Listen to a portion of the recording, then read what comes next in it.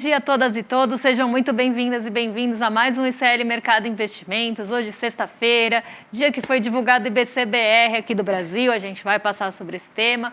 Vamos falar também sobre a performance ali das bolsas asiáticas, que hoje não seguiram uma única direção, mas tem também a inflação da zona do euro que foi divulgada, temos também aí novos desdobramentos da meta fiscal, então a gente vai falar dela de novo, e vamos falar de um assunto aí do IBGE, que tem aí causado bastante furor nas redes sociais. Mas antes de tudo isso, bom dia, André, como é que você está hoje? Bom dia, Débora, bom dia a todos os nossos telespectadores. Sexta-feira, mas com dados importantes.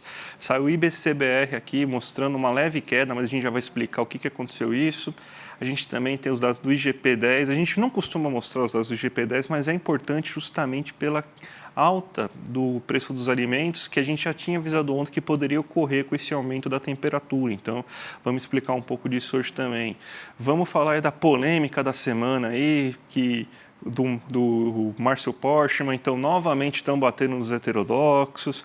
Mais uma vez, ninguém está aceitando que um liberal não esteja no IBGE, mas como sempre, né, Débora? A gente começa aí pelo nosso mundão.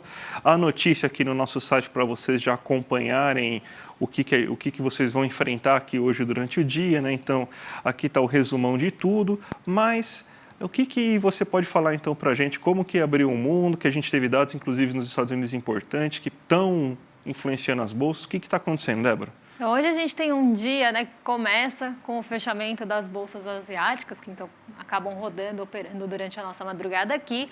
E lá a gente tem um movimento misto, né? Então, aquele movimento que a gente fala aqui, né, quando a gente está falando de movimento misto, é que as bolsas não vão numa única direção, elas não seguem ali um mesmo padrão ou não tem um impulso único.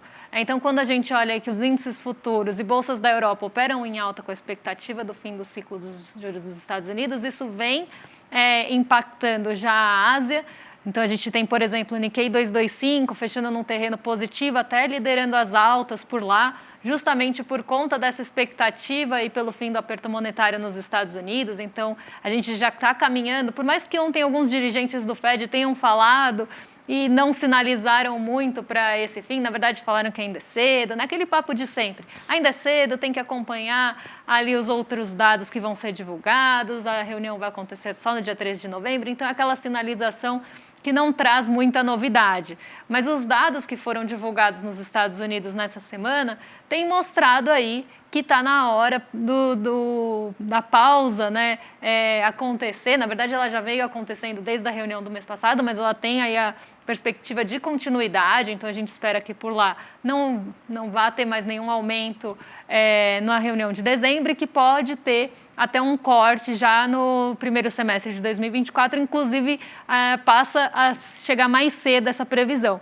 Então, a gente tem uma parte da Ásia já impactada por esse movimento, que a gente viu, inclusive, jogar a nossa bolsa para cima ontem, como a gente ficou fechado na quarta por conta do feriado. Ontem a gente pegou um movimento do fechamento de quarta nos mercados globais, então essa queda dos juros futuros, né, essa queda de expectativa em relação a juros dos Estados Unidos, que aconteceu bastante na quarta também. A gente pegou o movimento ontem, por isso que a gente se descolou tanto dos outros mercados, mas a gente tem também a questão da LDO, que a gente vai falar daqui a pouco.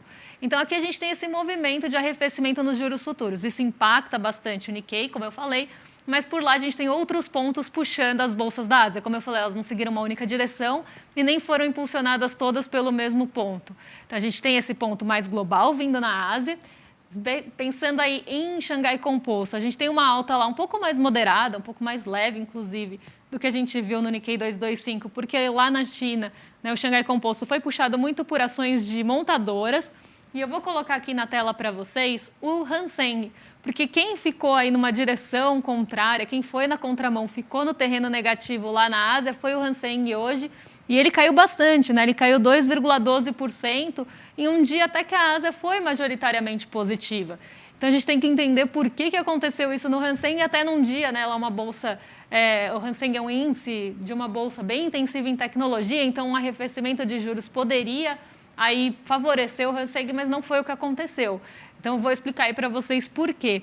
O Hang Seng, ele, entre as ações que ele tem ali listadas na sua composição, a gente tem o Alibaba, né? E o Alibaba, ele caiu 10% ontem, porque tinha ali uma expectativa do mercado de que a gente tivesse uma divisão na listagem das ações do Alibaba e que entre essa divisão a gente teria a parte de computação e armazenamento de nuvem sendo ali listadas no Alibaba. Isso não aconteceu, então esses planos foram nem adiados, mas foram aí deixados de lado. E aí, o Alibaba caiu 10% hoje. Então, isso puxou bastante o Hang Seng para baixo, ele caiu 2,12%. Então, um motivo bem específico aí que fez o Hang Seng cair nessa manhãzinha de fechamento de Ásia, né? Fecha por volta das 6 da manhã. Então, quem puxou o Hang Seng foi realmente esse Alibaba, essa queda bem intensa que a gente viu acontecer. Nas demais bolsas, a gente tem já um movimento mais positivo. E na Europa também as bolsas operam positivas por conta da inflação. E a gente vai dar sequência aí. É verdade, né? A gente teve os dados da inflação agora sendo divulgados, né? Foi nessa manhã, da inflação da zona do euro. Foi abaixo do projetado, inclusive, né?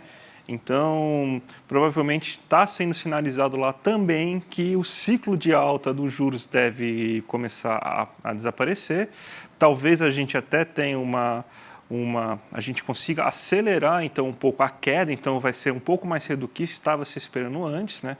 A gente sabe que a zona do euro está com um crescimento econômico muito tímido, até com algumas expectativas de recessão lá na Europa, a situação das guerras está afetando bastante o país, mas a gente tem então que foi bem dentro do esperado, né? Foi abaixo do esperado inclusive, né? E Débora, você pode explicar um pouco mais aí o que aconteceu tudo e qual que foi o reflexo então disso nas bolsas? Justamente, no dia 31 de outubro saíram os dados preliminares de inflação, como se fosse uma primeira leitura, quase uma projeção aí para outubro, né? E aí a gente viu até uma inflação naquele momento abaixo da primeira projeção, que era 3,10. Então, em outubro, a inflação ficou em 2,90 no preliminar, contra uma expectativa de 3,10. Então, já estava abaixo do esperado. Essa projeção de 2,90 foi mantida. Então, nessa segunda leitura, que já é uma leitura não mais preliminar, mas agora uma leitura final, a gente tem aí realmente essa projeção do dia 31 sendo confirmada. Então, a gente tem 2,90 na comparação anual, na variação anual do índice de preços ao consumidor lá da zona do euro. Lembrando que em novembro de 2022, esse índice estava em 10,10. Né? Então, ele vem desacelerando bastante aí ao longo do ano. Né? É um índice que é bastante olhado justamente por questões de política monetária. A zona do euro, ela está com uma taxa de juros elevada, ela elevou aí por meses a taxa de juros e agora, nessa última reunião, decidiu manter a taxa de juros. E a expectativa é que essa manutenção de taxa continue e também comece a ter queda no ano que vem. Quando a gente olha aí as variações mensais, o CPI, né, o CPI, na verdade, mensal, ficou dentro da projeção, que então era a projeção preliminar, e ficou abaixo do mês passado, então a gente tem 0,30 de inflação mensal no mês de setembro e 0,10 em outubro, então mostrando essa desaceleração. Quando a gente olha para o núcleo de inflação, que é aquela inflação que exclui preços voláteis, então exclui, por exemplo, energia, que está sendo aí um problema na Europa de uma forma geral, a gente tem um índice bem estável, então ficou igual ao mês passado, né? Então 0,20 de variação mensal, e no acumulado, o anterior estava em 4,50 e cai para 4,20 dentro da projeção, porque aqui os dados se comportaram da mesma forma que a gente viu no preliminar. Então, aqui uma inflação da zona do euro desacelerando, né, e sinalizando mais uma vez para que a taxa de juros por lá fique mantida e não tenha novos aumentos. E, como o André falou, e até a gente teve sinalização na primeira leitura do CPI, essa inflação pode começar a ser cortada antes, inclusive porque a gente tem dados de produção industrial lá sofrendo muito, os PMIs não estão bem, e agora, nesse momento, a Christine Lagarde, que é a presidente do Banco Central Europeu, está falando, então ela deve também trazer alguma sinalização, mas as bolsas por lá respondem muito bem, Stoxx 600, que é um índice mais geral ali, né, que pega ali as ações, as principais ações europeias, sobe hoje. Então, um dia mais positivo aí também para a zona do euro, pensando nessa inflação que está arrefecendo. Vamos agora então para o nosso Brasilzão, Débora, que a gente tem notícias importantes para começar a tratar. Primeiro vamos falar do IGP-10, né? A gente não traz muito IGP-10, o IGP-10 ele traz justamente os 10 primeiros dias do mês, né? Os 10 primeiros dias de novembro, e a gente teve uma alta de 0,52% no mês de novembro. A gente tem aqui o gráfico para mostrar para vocês, então, dentro dos índices, o que acabou variando. O índice mais importante para a gente observar é sempre o IPC, porque o IPC ele é justamente o índice de preço ao consumidor, ou seja, aquele que afeta a nossa vida. Não que para o produtor não seja importante, nem o índice de construção civil não seja importante, mas o IPC é aquele que está mais parecido, está mais ligado, né, ao nosso IPCA, que é justamente aquele que é o índice oficial e que, no fim das contas, acaba afetando o nosso dia a dia. A gente tem que subiu 0,39% no mês, né, abaixo do que o IGP-10 foi, né, o IGP-10 subiu 0,52%, e no acumulado do ano ele já chega em 3,21% e em 12 meses 3,81%. Então ele está abaixo, inclusive, do que a gente tem do IPCA geral. Mas o que é o mais importante de tudo isso, né, é a gente observar o que fez com que acontecesse esse 0,39% nesse mês. Foi justamente a alta de preços como dos alimentos, e não de todos os alimentos. Os grãos ainda estão com um comportamento bem comportado, excluindo o arroz. Os alimentos industrializados também estão com um comportamento bem comportado, mas o problema são os alimentos in natura. A gente estava falando ontem disso, inclusive, que você pode ter uma inflação de alimentos maior justamente desses alimentos in natura. Então, porque a gente está com um calor muito grande. Se a gente for pensar onde se produzem esses alimentos, né?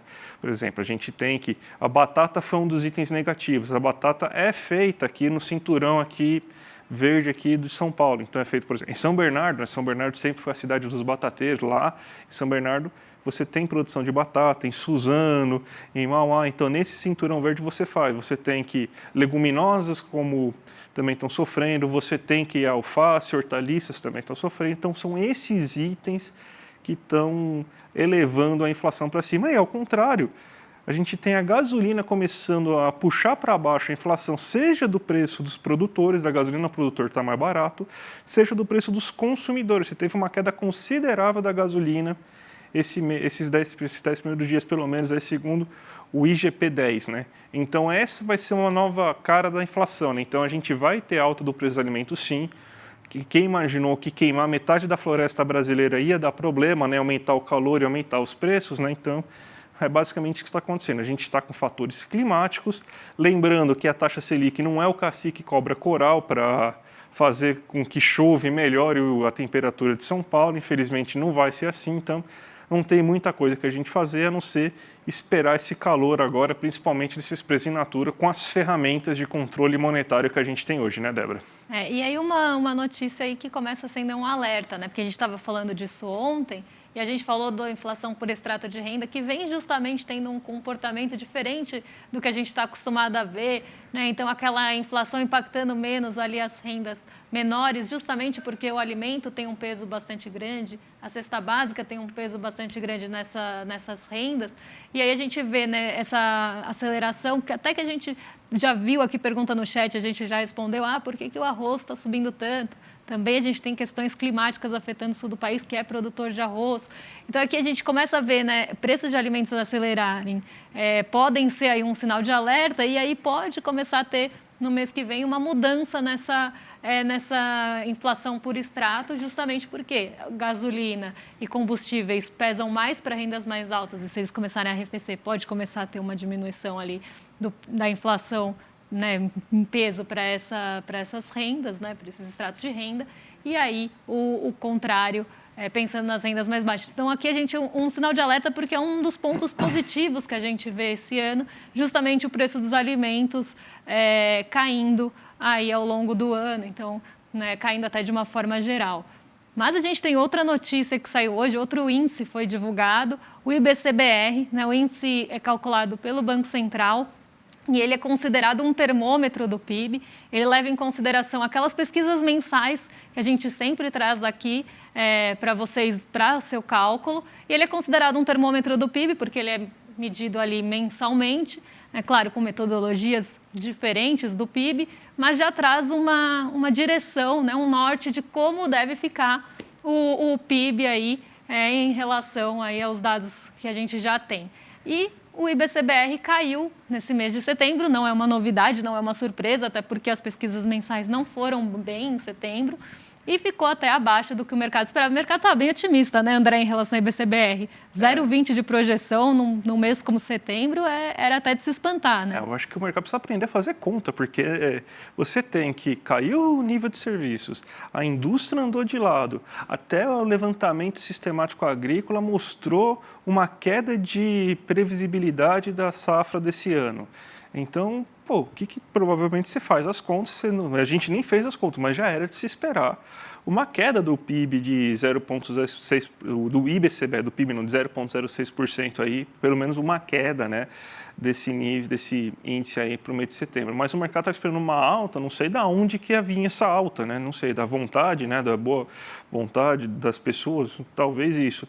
Mas é o que o Banco Central e o Ministério da Fazenda já estavam projetando, uma atividade muito baixa no terceiro trimestre, inclusive com uma possibilidade de leve queda do PIB, né? Se eu não me engano, o Banco Central tá imaginando que vai ter uma queda de 0,1% do PIB, isso daí está divulgado no relatório trimestral de inflação. O Ministério da Fazenda acredita numa alta de 0,1% do PIB, né? Os dados do IBCBR, que não são dados, até aqui para você ver o gráfico também, né? Os dados do IBCBR, eles não são dados que vão bater tete a tete exatamente igual ao das contas nacionais, que vai fazer a divulgação do PIB, do IBGE de fato, né? Mas o que a gente tem é que já tem um termômetro que deve ter uma queda, que está mostrando uma queda trimestral de 0,63%, não deve ser esse tamanho da queda para o PIB de fato, né? Até porque o IBCBR trabalha com pesquisas, né? O PIB não, o PIB é contas nacionais, então são fluxos, observação, é o que é de fato que está acontecendo. Mas a gente já deve imaginar que o PIB do terceiro trimestre deve ter uma leve queda e dentro das projeções, e que o quarto trimestre deve ter aceleração, né? A gente já viu que o PMI brasileiro mostrou recuperação em outubro, agora deve ter um aumento de compras em novembro com Black Friday, dezembro com as festas de final de ano. Então, mas dentro do esperado, teve essa queda aí em setembro e nesse terceiro trimestre? Sim, e era justamente a queda esperada, né, Débora? Exatamente. Desculpa, gente, engasguei. Exatamente, a gente já esperava, né, esse comportamento do IBCBR, por isso que até me chocou essa mediana de 0,20, então, de 0,20 de alta, na verdade, é porque não tinha nada que sinalizasse para isso. Então, já era aí bastante esperado e vamos agora esperar os próximos dados do trimestre, agora que começou em outubro, justamente para a gente ver essa recuperação que deve levar o PIB aí para os patamares que a gente já espera ali em torno de 2,9%, 3%, que é o que mostra aí a maioria das pesquisas. Vamos falar agora do nosso assunto preferido, Débora? Vamos. Vamos falar meta fiscal. De novo esse dia da marmota, eu não aguento mais falar disso, mas vamos lá. Parece que agora o governo decidiu manter a meta fiscal em zero, né? O Haddad ganhou essa disputa aí com outros nomes do governo. Inclusive, até o Lula foi convencido, né, que isso seria o melhor caminho a ser feito, né? Mas, vamos falar a verdade, isso não vai mudar em nada, né? A questão econômica, né? Você fazer 0,05, a única diferença é que agora o Haddad vai ter mais dificuldade em conseguir fazer com que as contas cheguem nesse momento. Então, de novo, ele quer se enfiar nesse buraco? Deixa ele se enfiar nesse buraco, mas vamos ver da onde que você vai conseguir essas arrecadações extras. A gente está vendo já que está tendo uma frustração nos valores de arrecadação que o Haddad estava tentando conseguir, então vai ter que ter algum corte de gasto sim, né? Então, já que ele entrou nessa seara liberal de querer fazer o déficit zero para agradar um mercado que não agrada, que nunca consegue gostar dele, né? Então voltamos a essa disputa, né? Então déficit zero para o ano que vem, Débora. Mas sabe quem gostou dessa notícia? Até quando a gente tinha, né, essa dúvida do mercado em relação à LDO, se ia ser mantida, né, se ia ser mantida o déficit zero na LDO, isso gerou bastante aí, rumor no mercado, gerou ali uma fricção no mercado também ao longo da semana passada, e aí a confirmação do governo em manter o déficit zero na LDO acabou agradando o mercado. Então, o Haddad não está medindo esforços para cumprir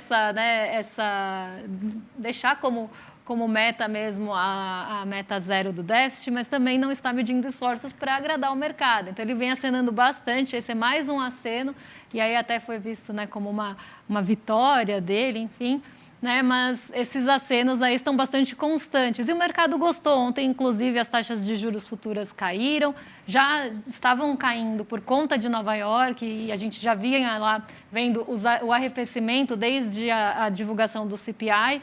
Teve ali a divulgação dos dados de mercado de trabalho, arrefeceram mais ainda lá nos Estados Unidos, então desde manhã os juros futuros já estavam caindo aqui no Brasil.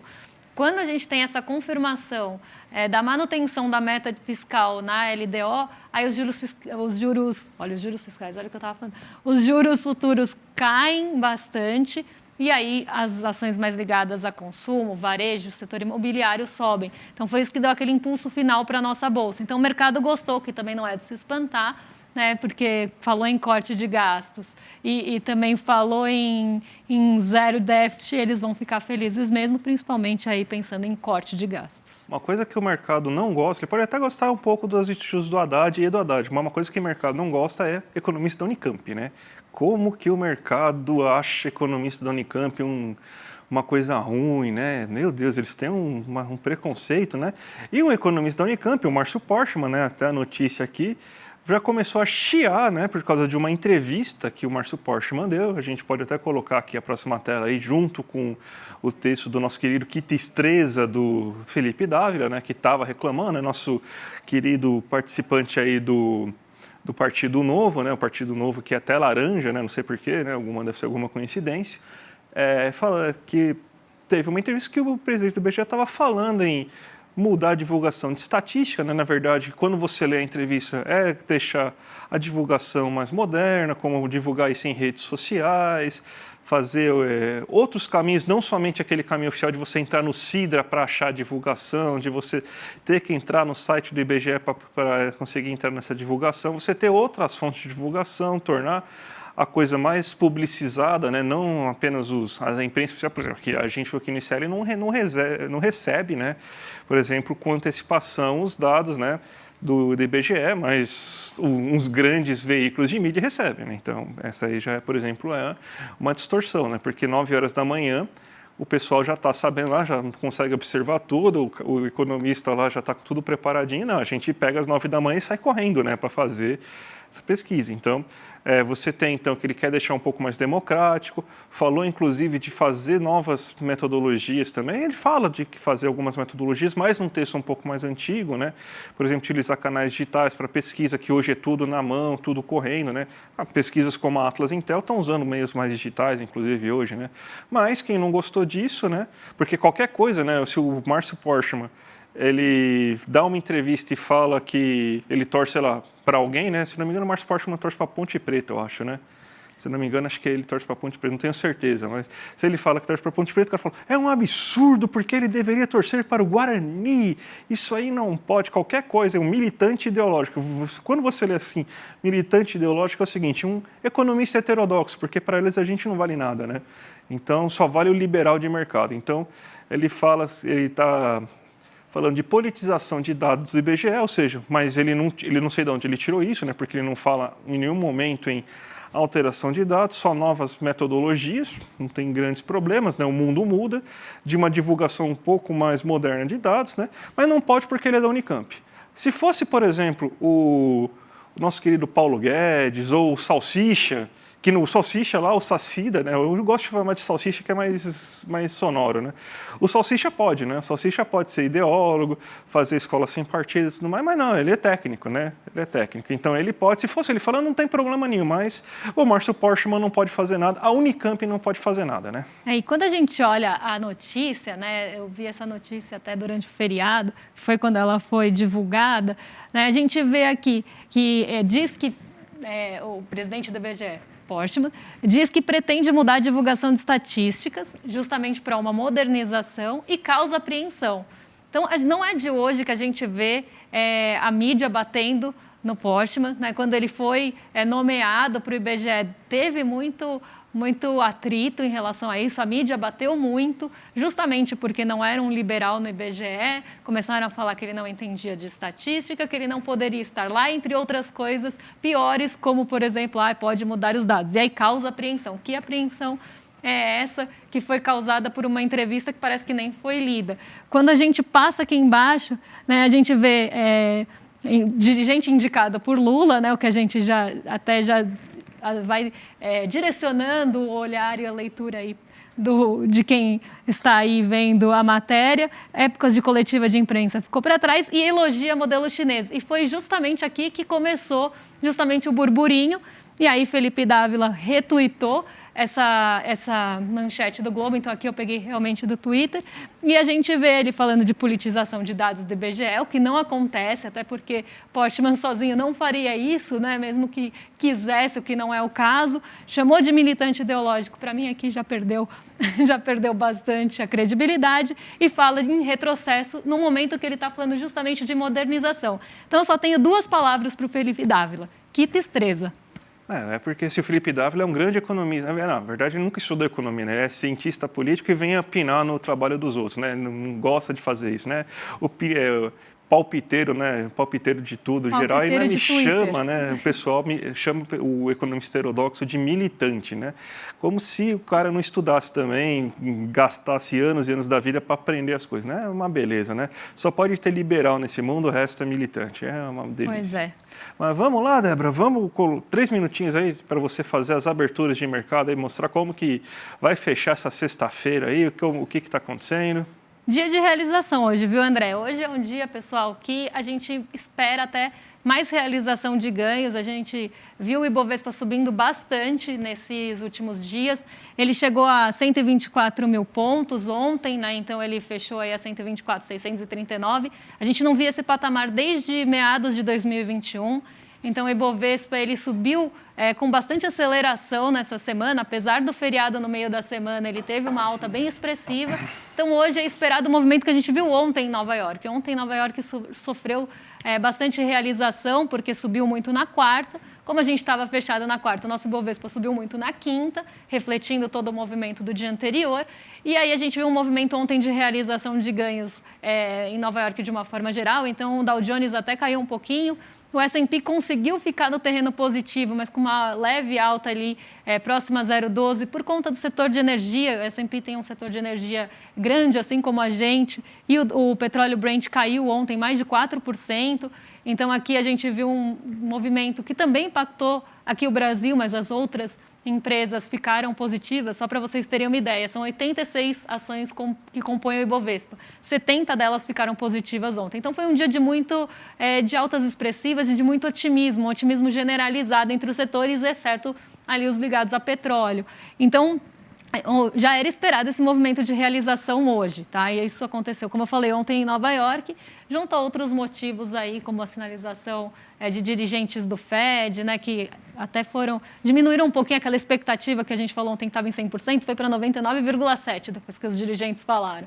Então, a gente tem aí esses movimentos específicos acontecendo em Nova York ontem, então a gente deve ver isso acontecer hoje no Brasil, ainda refletindo, né, esse movimento. Então, o Ibovespa sobe muito, quando chega num certo ponto que a gente chama até de resistência, a gente começa a ver uma realização de ganhos, porque o mercado espera, né? Já subiu bastante, então espera que pode começar a cair, começa a vender alguns ativos para realizar o ganho, porque acha que não vai subir mais, e aí é o que a gente chama de realização de ganhos, aí, realização de lucros. Então, o Ibovespa está em alta, mas está numa alta que, como a gente está vendo, está oscilando bastante, já chegou no 0 a 0, caiu um pouquinho, voltou a subir. Então, a gente tem alguns pontos, principalmente ligados aqui à nossa economia doméstica, puxando esse Bovespa para cima, mas num dia de realização de ganhos. O S&P continua também sofrendo aí oscilações bem perto do 0 a 0, justamente porque ele continua sofrendo realização também. Ele está num patamar de 4.500 pontos, que também é um ponto que ele está com dificuldade de furar. Então, quando ele chega ali nesse patamar, ele sofre realização. Então, a gente deve ver o mesmo movimento de ontem, mas talvez numa magnitude menor. Nikkei 225, como eu falei, subiu 0,48 hoje, num movimento de reflexos aí, de queda dos juros. Xangai Composto subiu 0,11, puxado por montadoras. O dólar sobe 0,65 hoje. Até também um movimento de ajuste, porque a gente viu o dólar cair bastante, ele chegou a 4,86, um patamar que a gente também não via desde meados desse ano. Então, hoje deve ser um dia mais aí de ajuste para o dólar, ele pode subir um pouquinho, e a gente não tem a divulgação de nenhum dado fora, né, exceto dirigentes do Fed que vão continuar falando hoje, a gente não tem a divulgação de nenhum dado lá nos Estados Unidos que possa puxar esse dólar para alguma direção. Então, ele deve continuar com o peso da realização aí de ajustes de posição. Porque quando o dólar cai muito, as pessoas também começam a comprar ali dólar para montar posições. DXY segue em queda de 0,25, então aqui o DXY vai em outra direção, né, justamente aí porque a gente tem um outro movimento frente aos pares. O dólar está um pouquinho descolado quando a gente pensa em real versus dólar, e DXY, que é esse índice que mede pares frente dólar, a gente está com esse movimento um pouquinho descolado justamente por conta de ajustes de posição do feriado. Então, aqui a gente tem o DXY caindo hoje e o petróleo Brent sobe hoje 1,92, agora 1,93, justamente porque ontem caiu muito também. Ontem chegou a $77 por barril, então hoje também é esperado que esse movimento vá aí para algum ajuste, porque 4% de queda, aí, mais de 4%, foi 4,63% para ser mais exata, é uma queda importante aí no petróleo Brent, então hoje ele deve sofrer alguns ajustes. E essa queda que a gente está vendo aí no DXY também vem um pouco do enfraquecimento do dólar por conta daquelas expectativas para os juros futuros. Então, como eu falei, esse movimento deve bater aqui um pouco no Brasil, mas a gente está num movimento de ajuste. Então, o reflexo é um pouco menor. E o nosso Ibovespa aí subindo 0,04 nesse momento, um pouco puxado até por essa recuperação do petróleo, mas, num geral, ações mais ligadas no nosso cenário doméstico devem manter nesse 0 a 0, mas não deve ser um dia de nem grandes perdas e nem grandes altas. Deve ser um dia mais moderado, tanto para a gente aqui quanto para Nova York. Mas a Bolsa deve fechar positiva na semana, como previa aí a maioria do mercado. Vamos falar disso na terça. Sextou então, Débora? Sextamos. Mas vamos dar os nossos recados então, porque continuem com o ICL aqui durante a tarde, porque 5 horas da tarde já tem o programa do William De Luca, o Rolê ICL, então já continuem aqui dentro do ICL aí durante a tarde. E logo depois, às 6 horas da tarde, tem o ICL Notícias, segunda edição, com a Gabi Varela e a nossa dupla de Chicos, Chico Saê, Chico Pinheiro. Logo depois, 7h30 da noite, tem o Em Detalhes. Não, desculpa, o Sinapse em Detalhes é antes do nosso programa. Tem o Sinapse com a Robertinha Garcia e com o César Calerron. Então, tem programação para vocês aí até às 8h30 da noite no ICL, gente. E terça-feira a gente está de volta aqui, né? Teremos aí o feriado na segunda, mercado aí fechado também. Na verdade, ele deve até abrir, mas com pouquíssima movimentação. E a gente tem volta na terça para trazer o quê? Perspectivas para a semana, né? O que esperar da semana aí mais curta também na semana que vem, o que esperar para os indicadores macroeconômicos e outros também indicadores que vão ser divulgados, e a gente passa aí também pelo mundo na segunda-feira para contar o que aconteceu para vocês. Então, um excelente fim de semana e até terça. Até mais, gente. Tchau, tchau. Fala, turma, que sucesso foi o lançamento do primeiro documentário original ICL, De Quanta Terra Precisa o Homem. O documentário que revela a verdade sobre o MST, o maior movimento social do mundo. Dezenas de milhares de pessoas assistiram ao encontro, ouviram um debate de altíssimo nível, com a presença do João Pedro Stedley, coordenador nacional do MST, e vários outros nomes incríveis, e saíram de lá, com certeza, com uma outra visão sobre o movimento, mas principalmente uma outra visão sobre o conflito no campo no Brasil. Se você perdeu esse debate, que inclusive trouxe vários trechos do filme de uma maneira inédita, a gente resolveu permitir que o replay fosse liberado por alguns dias para você poder assistir. Então clica agora no link que vai estar aqui e assiste a esse replay enquanto ele ainda está no ar, porque ele vai ficar no ar por bem pouco tempo para as pessoas que estavam inscritas e perderam essa oportunidade. E para você também, que soube disso agora. Não perde essa chance não. É um tema muito importante e foi um encontro histórico. Conto com a presença de vocês. Um abraço.